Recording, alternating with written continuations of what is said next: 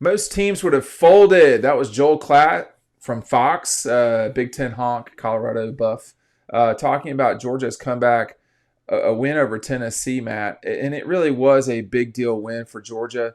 Um, what I mean, we got guys like him chime in on it. What do you think that win meant for Georgia, sort of nationally?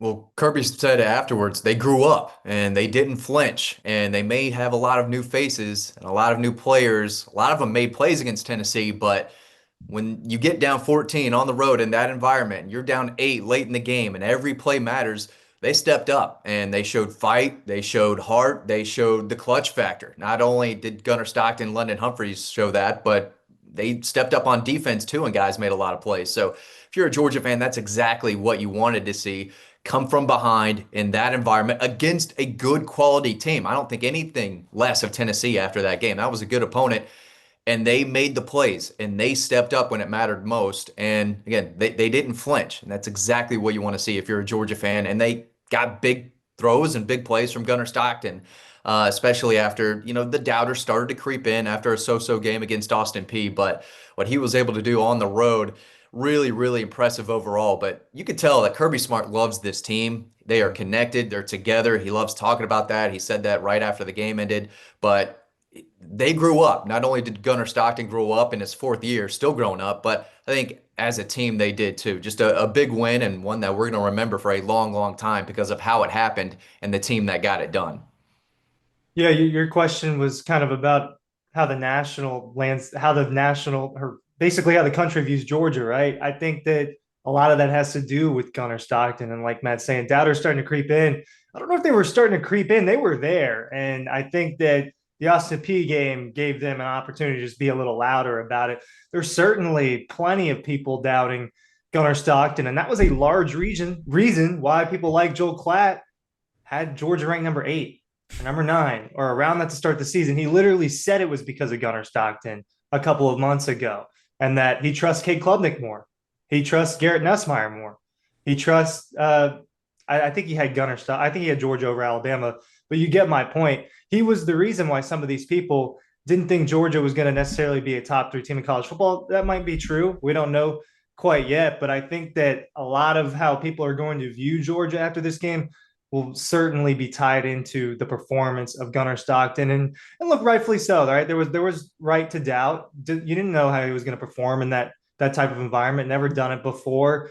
High stakes, new team. They're just playing a couple cupcakes at the beginning of the season, so the questions were fair. I think he answered them for the most part. He's got to do it more and do it more. Right, can't just be one game. But I think a lot of this is tied into the quarterback. Hey man, listen to this.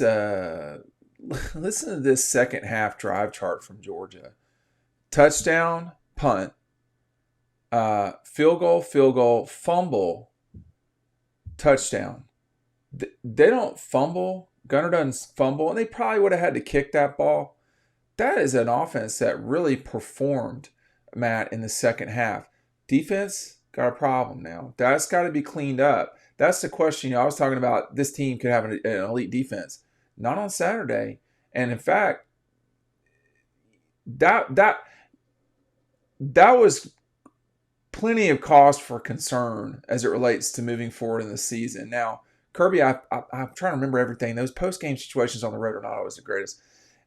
I think he was saying our guys were there. Tennessee made plays. Okay, they did, but you're allowed to make plays if you're Georgia too. So the defense has got some stuff to really clean up.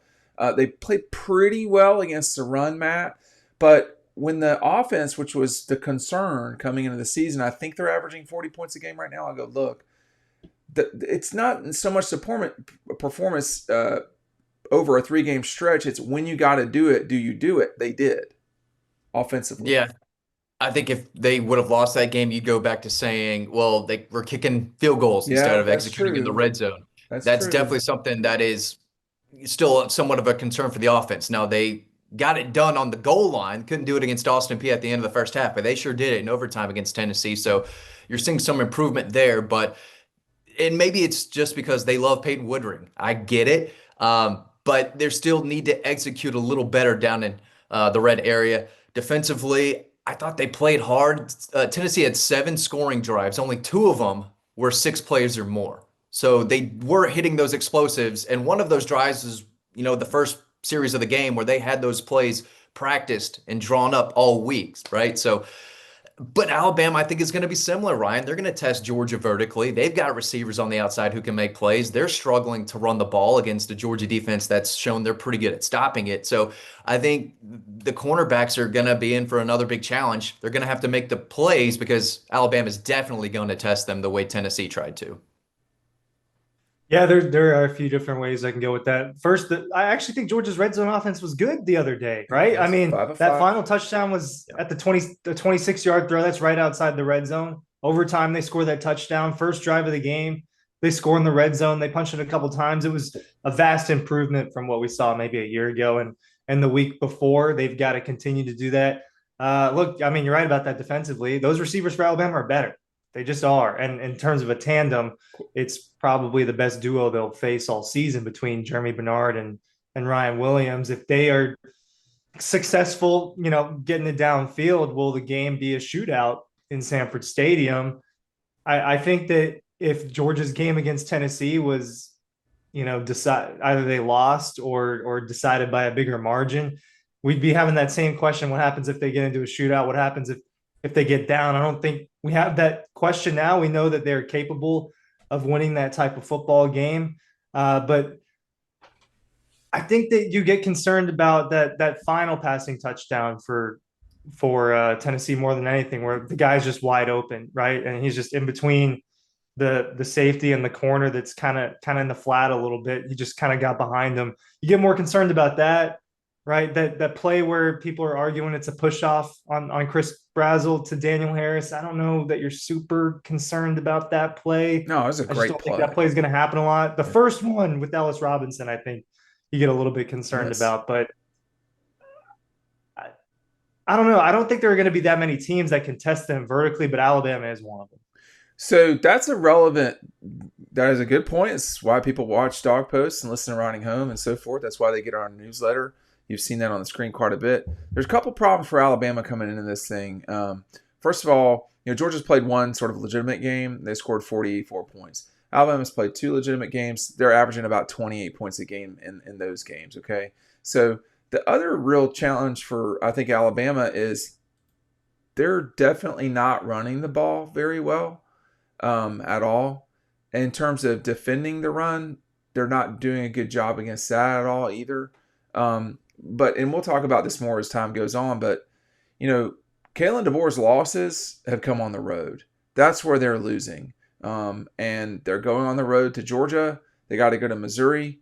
They got to go to South Carolina, and they got to go to Auburn. My suspicion is they'll lose at least two of those games. They could lose three. I don't think they'll lose all of them. And then they host LSU and host Oklahoma. So this is still, the season in front of Alabama is still very challenging. It's not like what Florida's got to deal with.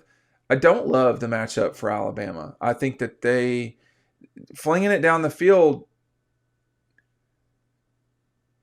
I don't love the matchup for Alabama. I think that it's not an ideal situation to go on the road. You need to stop the run, Matt. You need to be able to run. They're not great at either of those things, and we're deep enough into the season right now to know that that's problematic for them, in my mind. Yeah, I think the secondary has to play with composure and discipline. If they're going to make plays on you, make them earn it, but don't get out of position where you have to come back and get a penalty, right? We see holdings and pass interference called all the time on guys who get beat off the snap, then they're recovering and they start grabbing.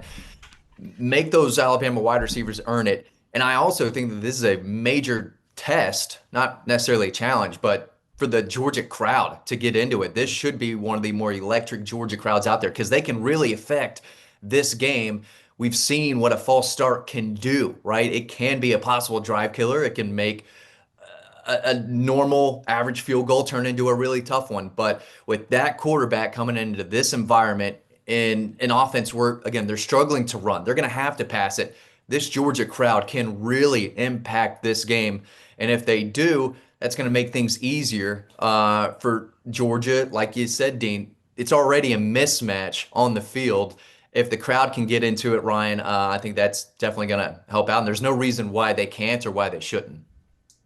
I think they definitely will. Georgia fans are going to be hungry for this game, and been waiting 10 years for Alabama to come to Athens. A lot has happened in the last 10 years between those two teams, so I think that people are going to be really, really amped up for this one. I think this will be one of the elite Georgia football environments. We'll be talking about it, especially if they're winning. We'll be talking about it with the really big games over the last 10 years as one of the best environments.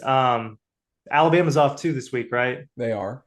So they both got 2 weeks heading into it. I think that the part that you bring up with them running the ball and stopping the run, not doing those well, Georgia, as much as they needed Gunnar Stockton's arm on Saturday, it's still a run first team, and I think it's still a team that wants to run the ball a lot. They almost put up 200 rushing yards on Tennessee, not super efficiently necessarily, but they still got it done, and they still chipped away at it. And they'll take 3 or 4 yard runs all day compared to 2nd and 10 or 3rd and 9, right?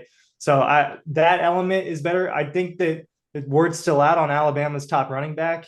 If he'll be back for that Georgia game, I think that certainly adds an element there, and that might be part of why they're struggling to run a little bit. He's just one guy, but it definitely matters. I think crowd wise though, this will be an elite Stanford environment. Well, we'll see about that. I have more to say about that maybe in the future, Okay. but yeah, I don't know if I totally agree with that. I know they'll try. I do think that Alabama's struggles lately have not been great, and just in my view, that game last week against Tennessee, people are gonna that if Georgia plays a more riveting game than that one this season, I'm not sure people will be able to handle that. You think Anyway, we could handle that? I mean, that's way to deal with that over and over last year. I mean, it was constant last year. I think this team is a steadier team than last year's team. I will say that. Thanks for watching. We'll see you on the next video.